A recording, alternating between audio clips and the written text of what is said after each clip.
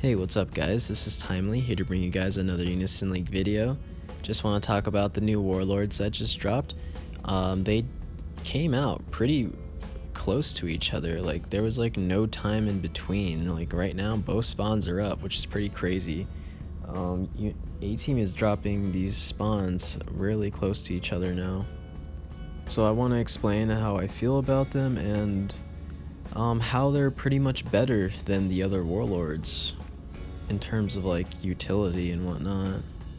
So first, let's talk about Ieyasu. So Ieyasu is really good. She removes status ailments from all allies. She reduces the action speed of all enemies for 60 seconds. And she reduces the cost recovery speed of all enemies for 60 seconds. So that's kind of like a double debuff. One is for NPCs and then the other is for players or something like that, and they always do that. And she actually has a demerit, which is pretty odd. So she reduces the attack and magic attack of all allies by 20% for 60 seconds, which is not a bad demerit. You can take that off pretty easily. Other monsters can override that very easily. If it was something like ability power defense down, then that would be much worse because that cannot be taken off by purifying light or something like that. But these kinds of debuffs are really easy to replace and purify. But really, she's going to be known for her hero effect. So she's going to be casting hero on the player character for 60 seconds, which is extremely good. Hero is probably one of the best buffs out there in my opinion. It doubles all of your stats at the cost of you taking less healing effects. But still, I'd rather have double stats than have increased healing, to be honest. So, clerics nowadays are losing their appeal very slowly as we reach this new kind of metagame. And finally, she casts Star Element on all allies for 120 seconds.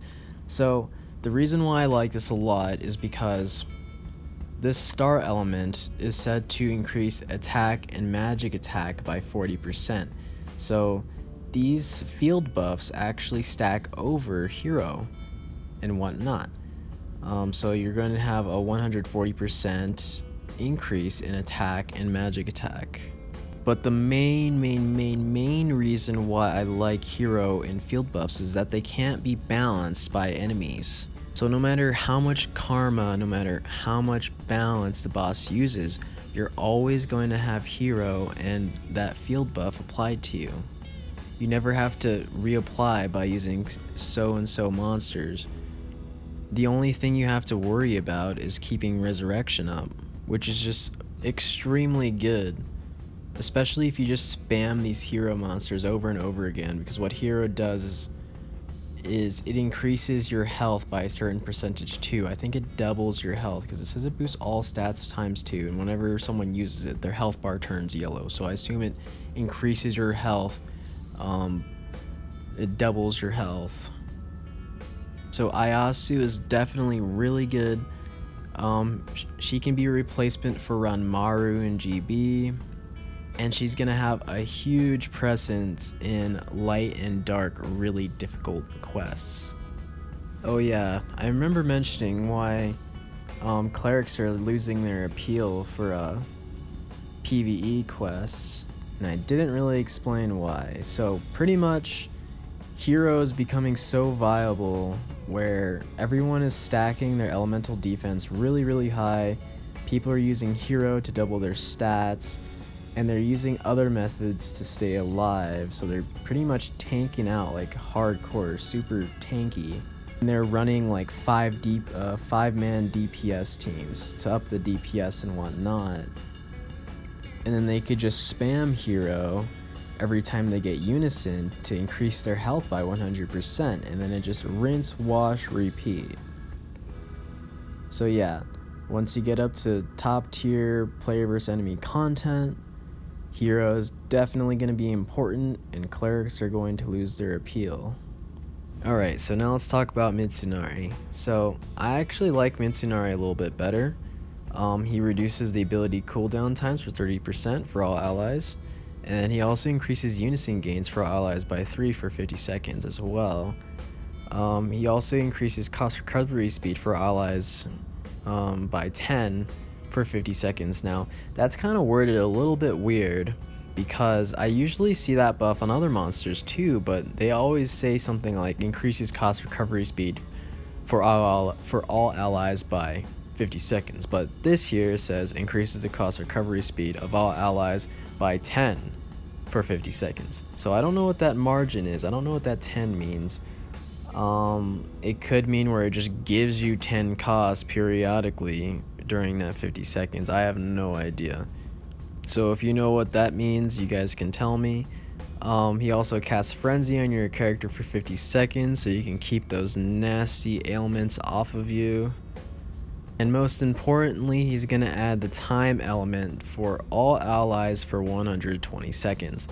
Now, I actually read that time element increases all stats by 40%.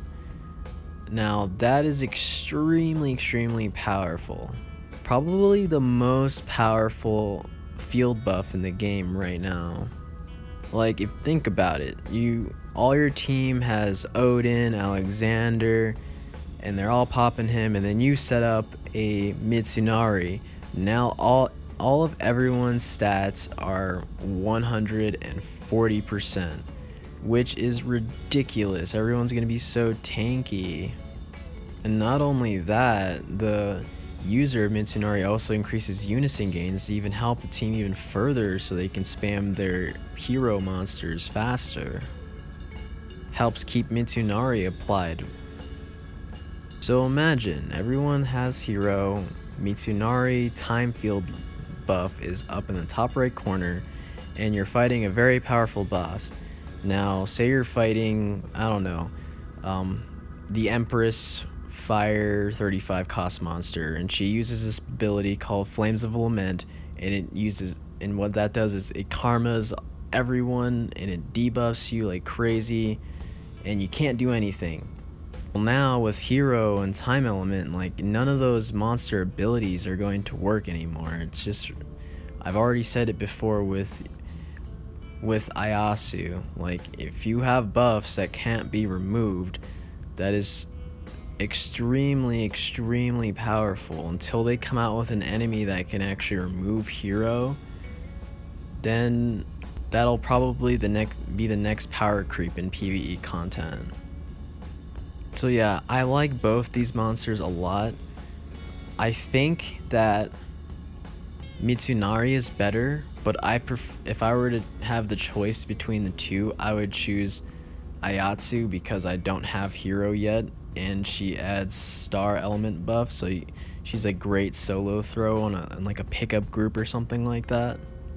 In GB, both these monsters can be thrown, very high cost, high stats. They can be thrown in team unisons, though Mitsunari is gonna have the upper hand versus Ieyasu. So yeah guys, that's all I have to say about the new warlords, and I wish you guys the best of luck with your spawns. And I have to go now. Peace.